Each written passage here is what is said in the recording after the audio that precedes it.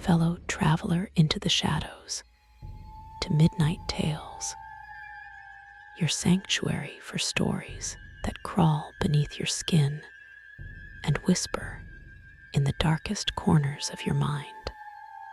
Tonight, we journey through the crumbling arches and desolate corridors of a place steeped in unimaginable suffering. Eastern State Penitentiary. This isn't merely a prison. It's a living monument to human despair, isolation, and the madness it inevitably breeds. Prepare yourselves, for the wailing of its prisoners never truly ceases. There are places on earth where, even if you disbelieve in spirits or the afterlife, an undeniable chill seeps into your bones, and an unseen pressure tightens around your chest.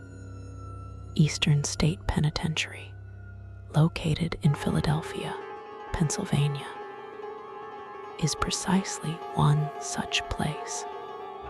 From the moment it looms into view, this colossal Gothic revival structure exudes a dark, majestic, yet utterly terrifying beauty. Its towering stone walls, its watchtowers reaching like gaunt fingers into the gray sky, all seem to whisper of a horrific past. Completed in 1829, Eastern State was no ordinary prison. It was a revolutionary experiment in criminal justice, a bold social endeavor known as the Pennsylvania system of isolation. Its purpose was not just punishment, but rehabilitation. Its architects and reformers believed that by completely isolating inmates from the outside world, and even from each other, they would have the time to reflect on their sins, to truly repent, and thus achieve penitence, from which the term penitentiary derives. Imagine a brilliant architect designed a masterpiece of isolation. Each prisoner confined to a solitary cell, completely cut off.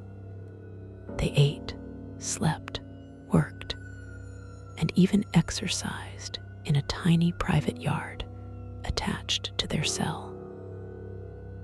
A small enclosure surrounded by high walls, allowing only a sliver of sky to be seen.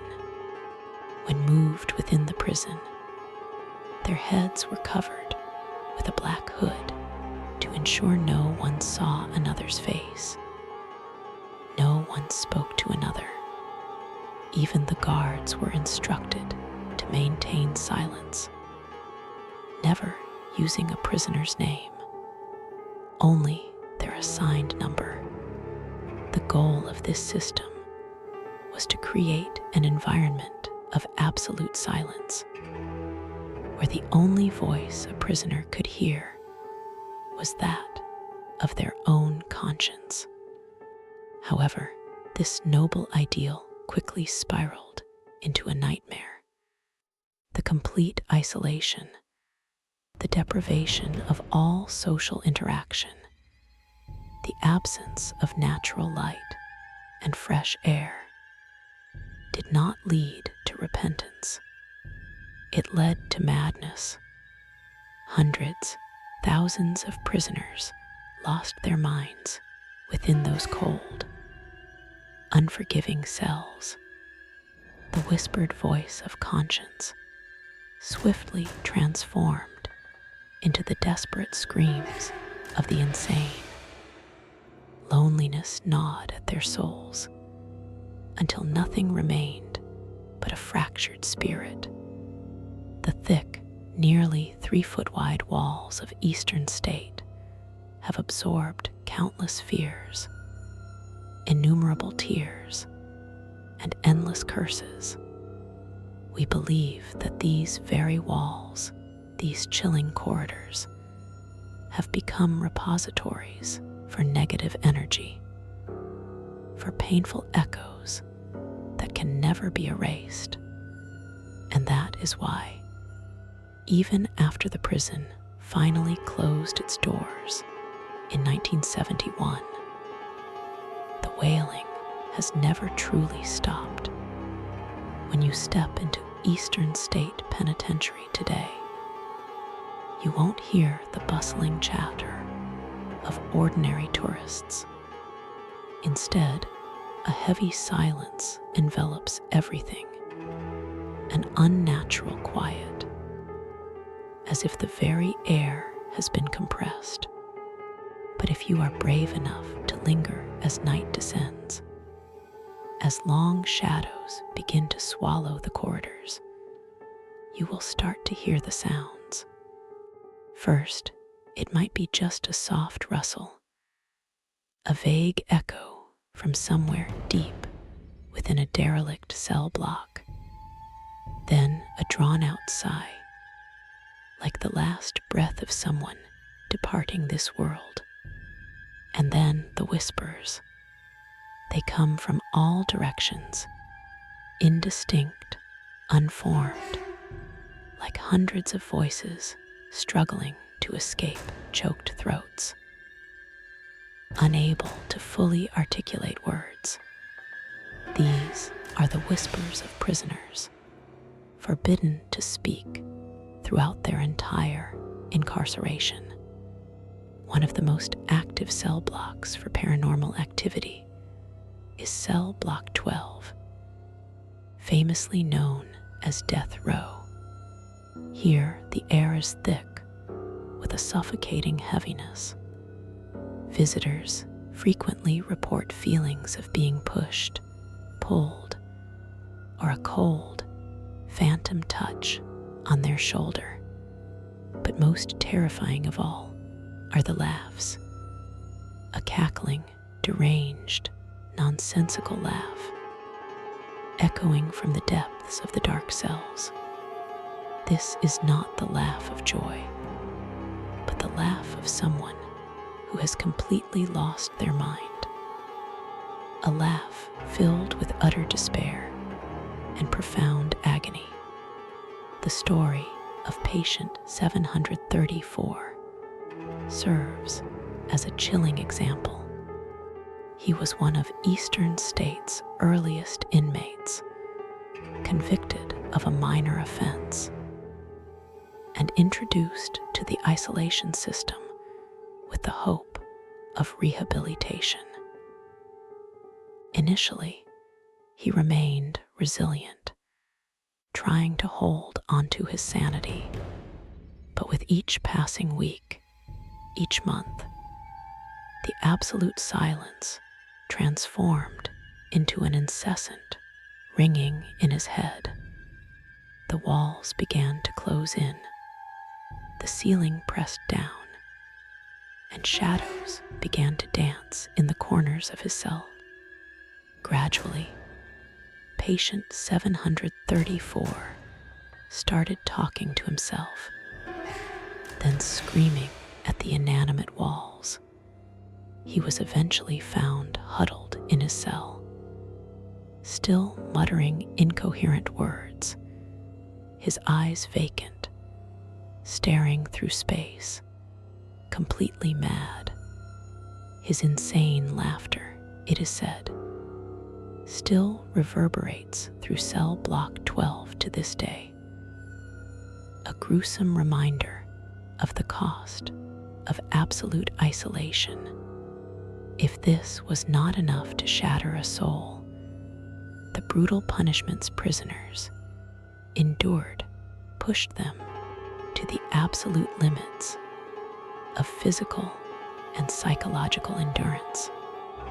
While Eastern State was built on the ideals of reform, it also became a stage for horrifying tortures, some well known, others existing only as chilling rumors. One of the most infamous punishments was the water bath. Prisoners would be plunged into a freezing cold bath, sometimes shackled and left until their bodies were nearly paralyzed by hypothermia, the sensation of the icy grip permeating every fiber of their being, of the gradual freezing, surely etched itself deep into the memory of anyone who experienced it. The trembling pleas, the desperate moans as the last warmth left their bodies. These painful echoes still seem to linger in the frigid air of the underground chambers. Or consider the iron gag, a barbaric torture device used to punish inmates who dared to speak or scream. An iron ring was placed in the prisoner's mouth, and its ends were pulled tightly behind the head, causing excruciating pain to the jaw and temples. Every word, every groan was stifled, clamped down, leaving only the grinding clatter of jawbones and the choked sobs of agony and helplessness. It's said that sometimes prisoners subjected to the iron gag died, unable to swallow or breathe, adding another layer of torment to the prison's dark history. In the dark corridors of Eastern State, some visitors report hearing a strange, metallic clinking sound, like metal striking bone, a sound that makes your skin crawl. Some prisoners were shackled to walls, forced to stand or sit in uncomfortable positions for days, even weeks.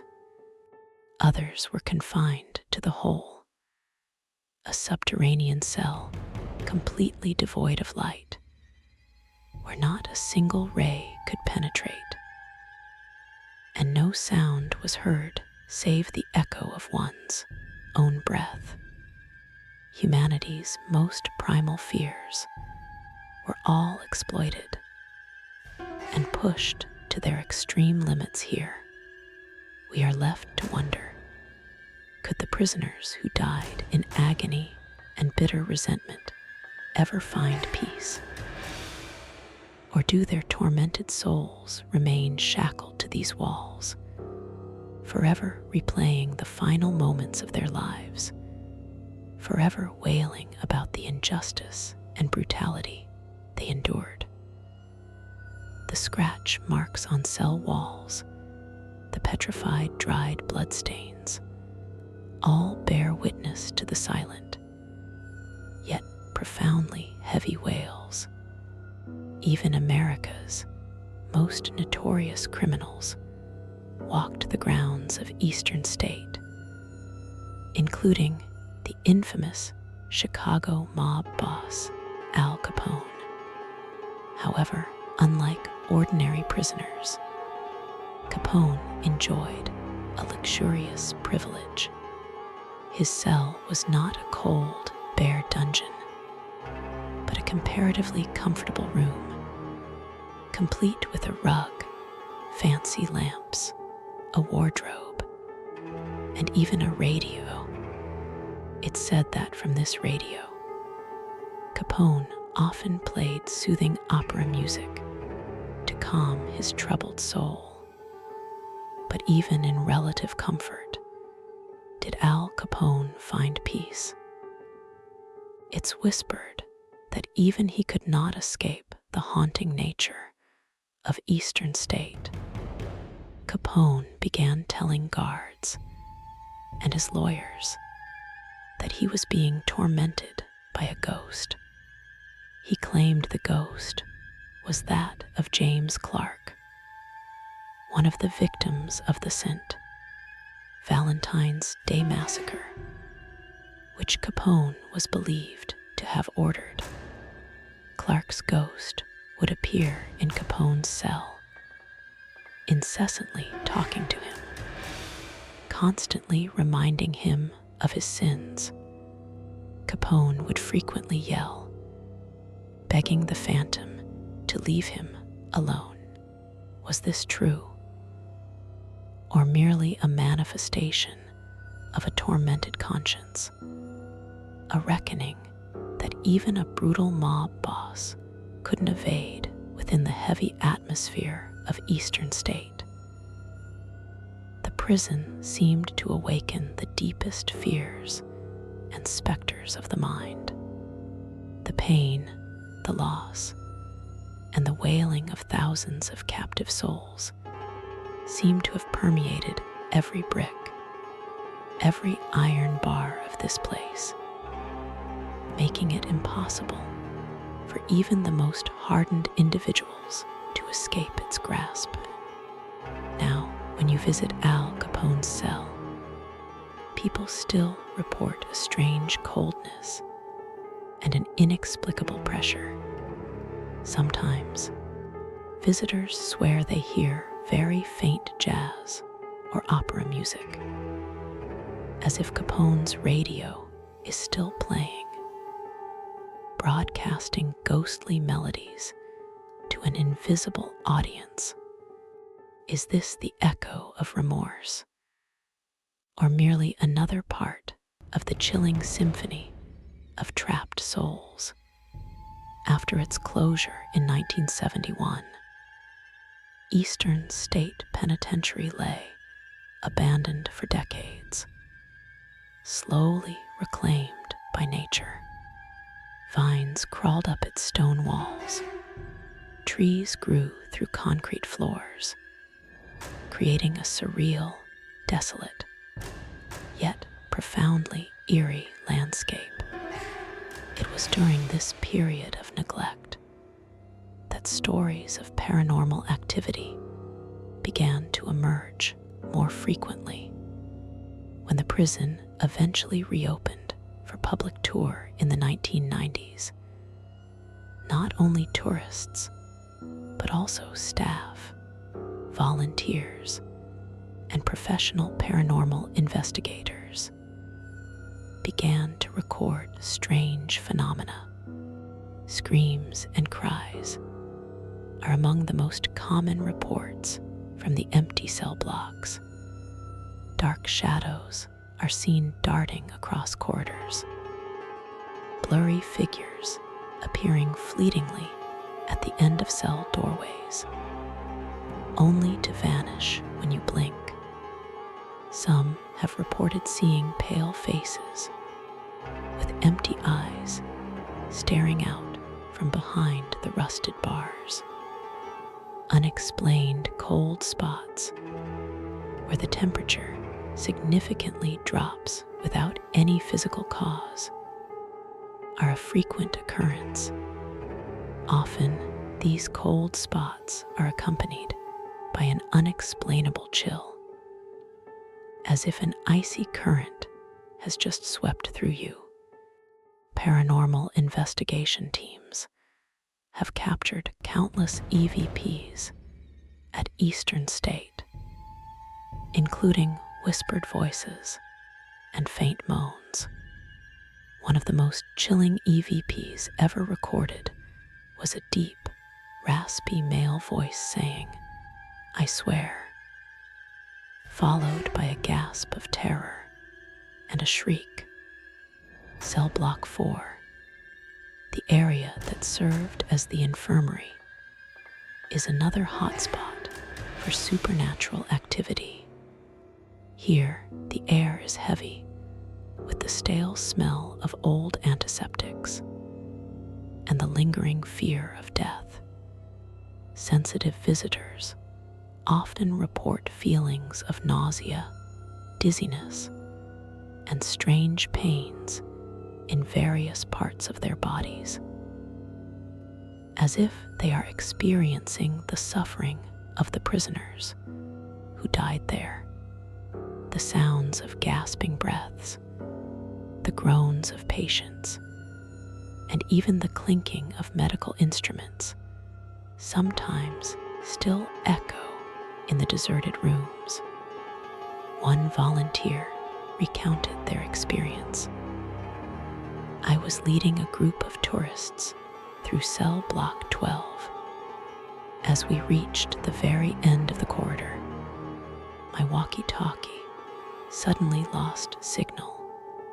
I tried to fix it, but nothing. Right then, I heard a very distinct, cold, mocking laugh right behind my ear. I spun around, no one. But then, I felt an icy touch on the back of my neck. The volunteer continued. It was like a frozen finger tracing my skin. My whole body seized up. I couldn't move. Then the mocking laugh echoed again, this time in front of me.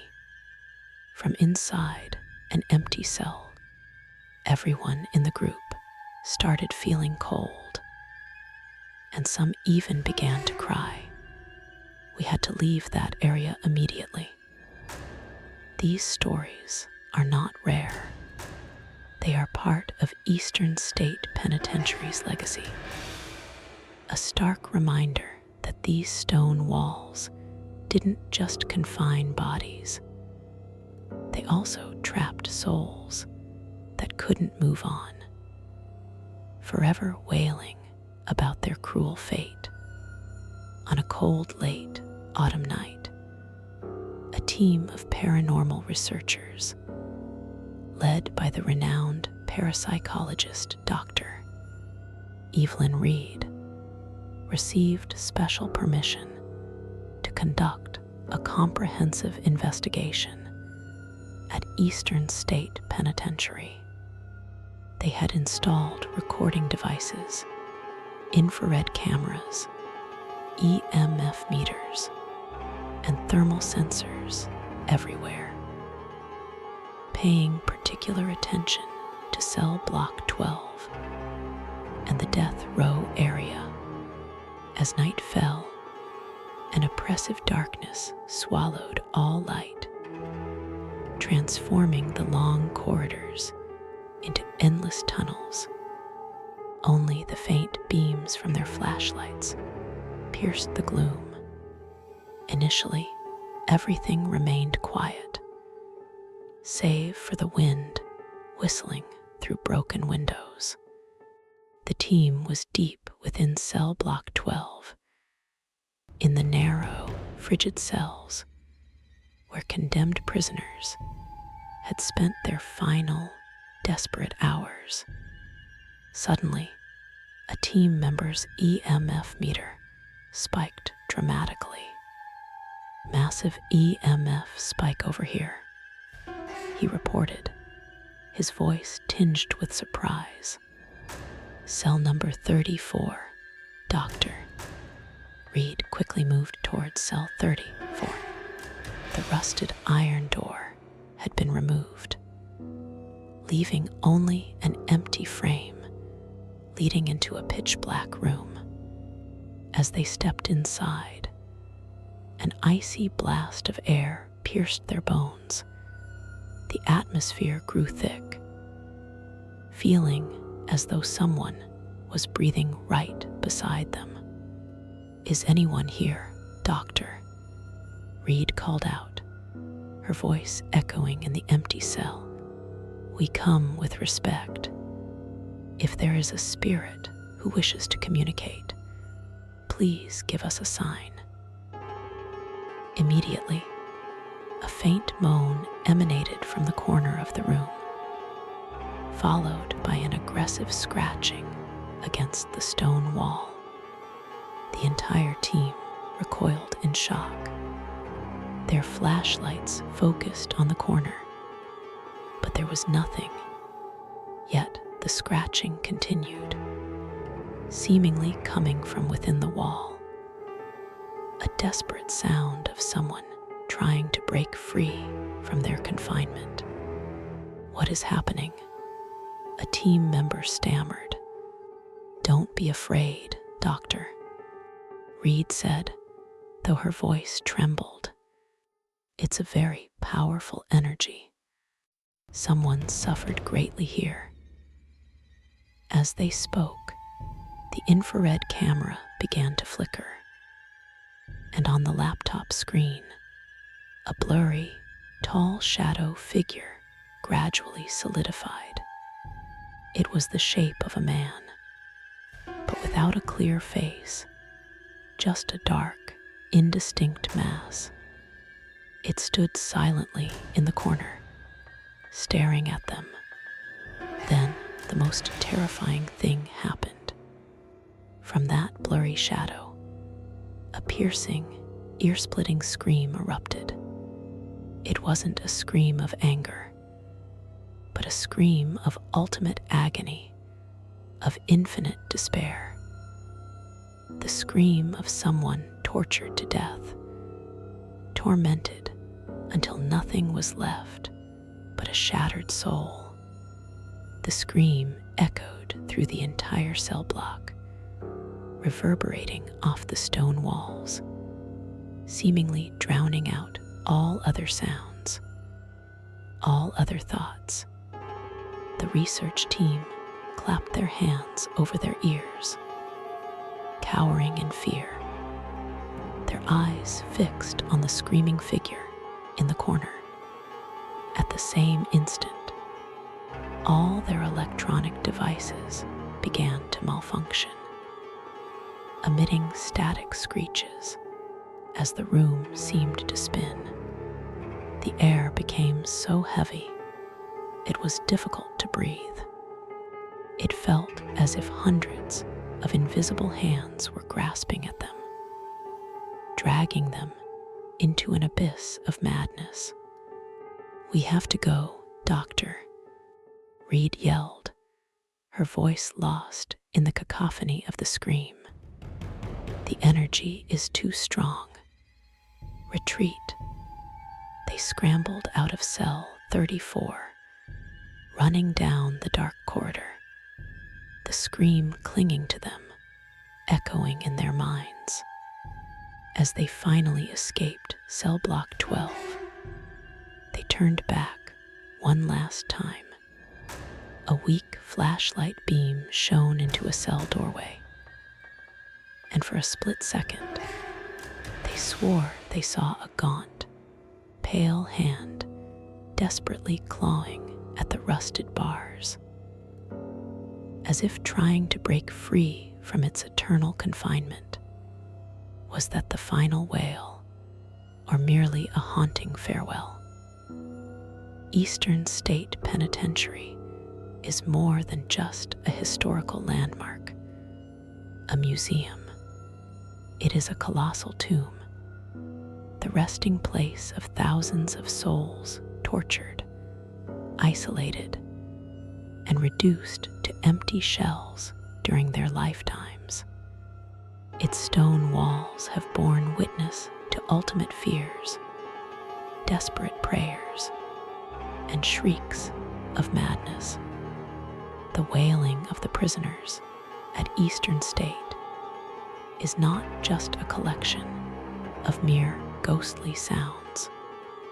They are a grim reminder of the fragility of the human mind. When confronted with isolation and brutality, they are a warning about the price a society pays when it employs inhumane methods of punishment. And most importantly, they are an invitation to those who dare to listen. Those wails still echo relentlessly, trapped between stone walls and time. They are waiting for you. Do you dare to come and listen? Remember, not all prisons are truly empty.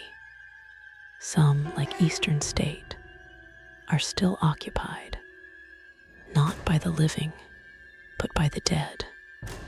Thank you for joining us on this chilling journey into the depths of Eastern State Penitentiary. If these tales of the unseen, the unheard, and the unforgotten intrigue you, then you know what to do. Like this video, leave a comment with your own ghostly experiences. Share it with someone who loves a good scare. And most importantly, subscribe to Midnight Tales for more haunting narratives that will keep you awake at night.